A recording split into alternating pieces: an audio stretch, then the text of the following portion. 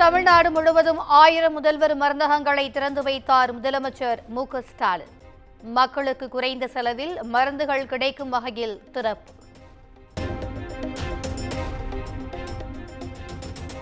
மத்திய அரசால் நிதி நெருக்கடி உள்ள போதிலும் தமிழ்நாடு சிறந்து விளங்குகிறது. முதல்வர் மருந்தகம் திறப்பு விழாவில் முதலமைச்சர் மு.க.ஸ்டாலின் பேச்சு.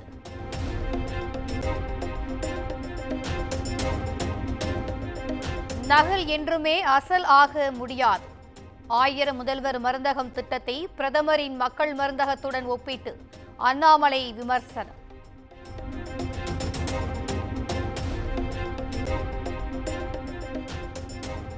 சென்னை அதிமுக தலைமையகத்தில் முன்னாள் முதலமைச்சர் ஜெயலலிதாவின் 77வது பிறந்தநாள் கொண்டாட்டம் கோலாகலம்.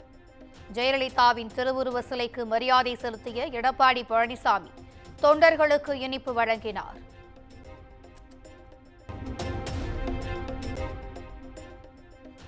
திமுக ஆட்சியில் பள்ளி குழந்தைகள் முதல் மூதாட்டி வரை பாலியல் வன்கொடுமைக்கு உள்ளாவது வேதனை அளிக்கிறது. ஜெயலலிதாவின் பிறந்தநாள் விழாவில் எடப்பாடி பழனிசாமி பேச்சு.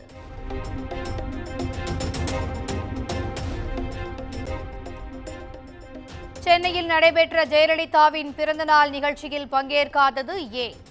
முன்னாள் அமைச்சர் செங்கோட்டையன் விளக்கம்.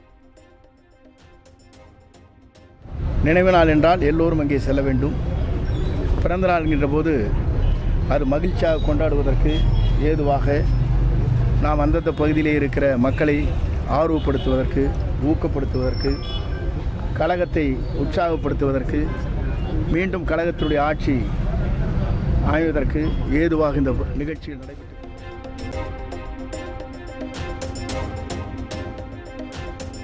ஒற்றை தலைமைதான் வேண்டுமென எடப்பாடி பழனிசாமி அடம் பிடித்ததே அதிமுகவின் தோல்விகளுக்கு காரணம்.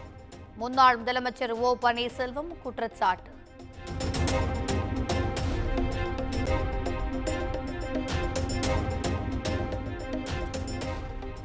சென்னை போயஸ் கார்டனில் உள்ள வேதா இல்லத்தில் ஜெயலலிதாவின் பிறந்தநாளை கொண்டாடிய தொண்டர்கள். வீட்டில் வைக்கப்பட்ட திருவுருவ படத்திற்கு நடிகர் ரஜினிகாந்த் மலர் மரியாதை செலுத்தினார்.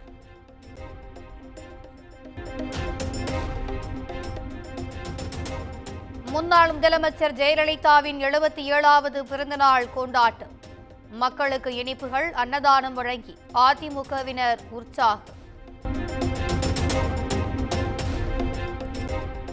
தமிழ்நாடு அரசு அலுவலர் மற்றும் ஆசிரியர் சங்கத்தினருடன் அமைச்சர்கள் குழு சென்னை தலைமை செயலகத்தில் பேச்சுவார்த்தை. பல்வேறு கோரிக்கைகளை வலியுறுத்தி நாளை மறியல் போராட்டம் அறிவித்துள்ள நிலையில் முக்கிய அறிவிப்பு வெளியாகும் என எதிர்பார்ப்பு.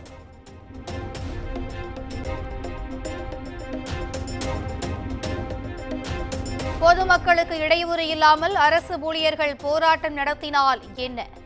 ஜாக்டோ ஜியோவினர் போராட்டத்திற்கு தடை கோரிய வழக்கில் உயர்நீதிமன்ற மதுரை அமர்வு கேள்வி.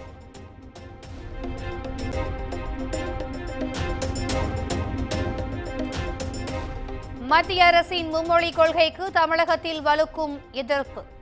சங்கரன் கோவில் பாவூர் சத்திரம் ரயில் நிலையத்தில் இந்தி எழுத்துக்களை கருப்பு சாயம் பூசி அளித்த திமுகவினர்.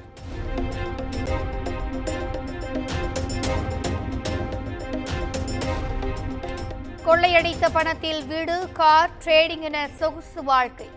அண்ணா பல்கலை மாணவி பாலியல் வழக்கில் கைதாகியுள்ள ஞானசேகரனிடம் நடத்தப்பட்ட விசாரணையில் அதிர்ச்சி தகவல்.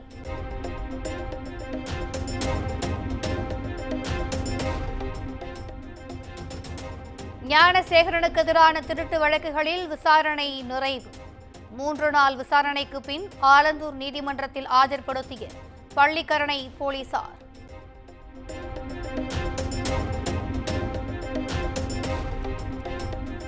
அண்ணா பல்கலைக்கழக மாணவி பாலியல் வன்கொடுமை செய்யப்பட்ட வழக்கில் குற்றப்பத்திரிகை சமர்ப்பிப்பு. ஆன்லைன் வாயிலாக சைதாப்பேட்டை நீதிமன்றத்தில் சமர்ப்பித்த சிறப்பு புலனாய்வு குழுவினர்.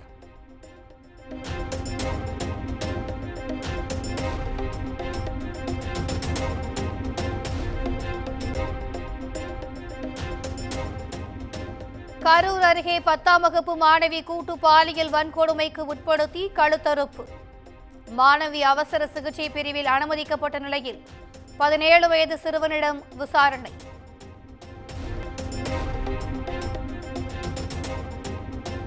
திருவாரூரில் இருந்து காரைக்கால் நோக்கி சென்ற சரக்கு ரயிலின் என்ஜின் தடம் புரண்டு விபத்து. ரயில்கள் தாமதமாக இயக்கப்படுவதால் மக்கள் அவதி.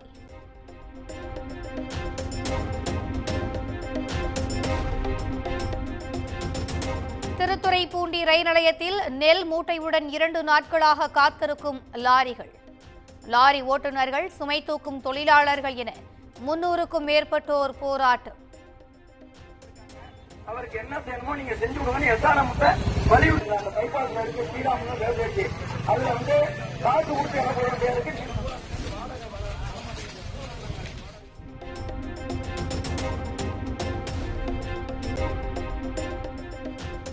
பெங்களூருவில் குடிநீரை வீணாக்கியவர்களுக்கு 6 லட்சம் ரூபாய் அபராதம் விதிப்பு.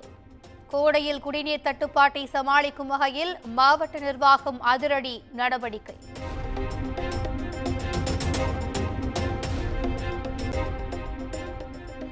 தெலங்கானா மாநிலம் நாகர் கர்னூல் சுரங்கப்பாதையில் சிக்கிய 8 தொழிலாளர்கள். 3ஆம் நாளாக மீட்பு பணி தொடரும் நிலையில் எண்டோஸ்கோப்பை பயன்படுத்த திட்டம்.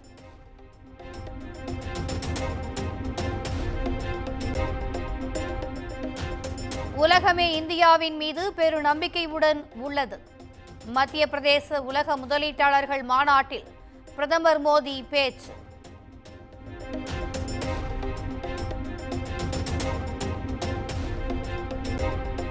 தற்காலிக சபாநாயகர் அரவிந்தர் சிங் லவ்லி தலைமையில் டெல்லி சட்டப்பேரவை. முதலமைச்சர் ரேகா குப்தா பர்வேஷ் உள்ளிட்ட அமைச்சர்கள் அவை உறுப்பினர்களாக பதவியேற்பு.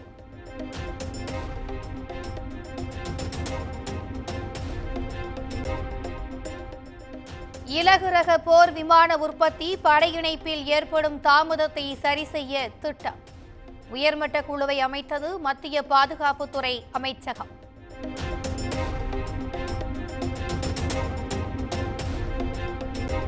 கர்நாடக தேர்தல் பிரச்சாரத்தில் மத்திய அமைச்சர் அமித்ஷா குறித்து சர்ச்சை கருத்து. சுல்தான்பூர் நீதிமன்றத்தில் ராகுல் காந்தி மீதான வழக்கு இன்று விசாரணை.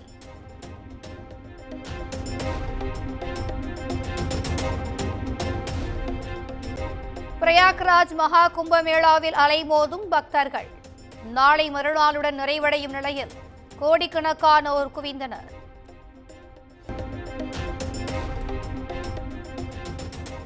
அறுநூற்று பாலஸ்தீனியர்களை விடுவிக்கும் வரை போர் நிறுத்த பேச்சுவார்த்தையில் ஈடுபட போவதில்லை. இஸ்ரேலை குற்றம் சாட்டி காசாவில் ஹமாஸ் திட்டவட்டம்.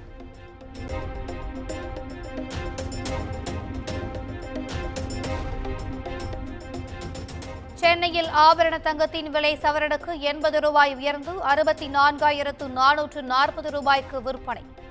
1 கிராம் தங்கம் 8,055 ரூபாய்க்கு விற்பனையாகிறது.